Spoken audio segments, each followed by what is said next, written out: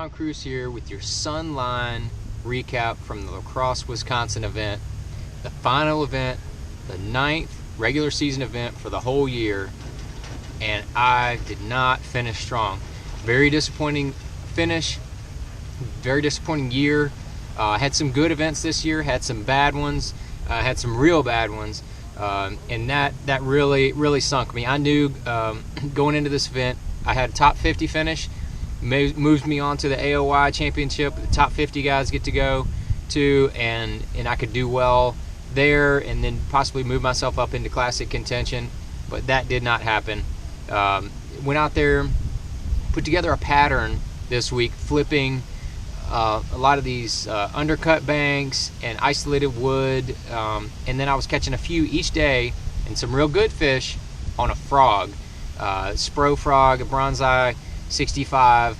I was getting 4 to 5 real quality bites, those fish in that 2.5 to 3 pound range in practice, and was not able to I didn't get a single frog bite in the tournament that helped me. So that was really disappointing. The water was kind of steady and dropping during practice, and then it started coming up during our tournament, and so the fish changed.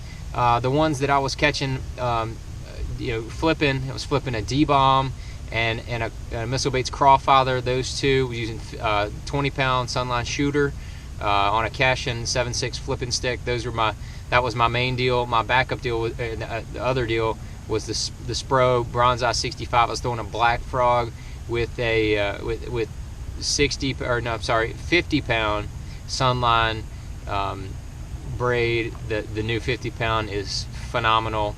That BX1 braid is so smooth. You can cast so far. I was using that on the Cashin frog rod, the John Crosse frog rod. That thing is absolute money. But that was my main. Those are my main two deals, and those basically just went away. I caught some the first day doing it, and I think that my areas just went away. Those bites, those fish changed. I don't know what happened. I tried making adjustments. I adjusted areas. I fished a lot of new water the second day. Nothing was working. Nothing was panning out. Catching a few small fish, and that was it. And this place is absolutely loaded with fish.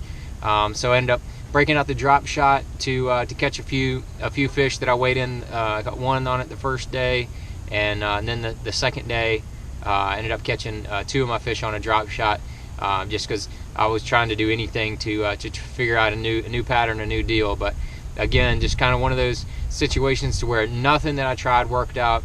Very frustrating. Gonna move on. Looking at 2017 already. I'm really glad we're gonna have a couple Elite Series events before the Classic, because if I can get some momentum going into the Classic, I will not mind working that Classic as much as I would if it was the very first tournament. We have nothing to prove yourself with before it. So looking forward to getting started on Cherokee next year.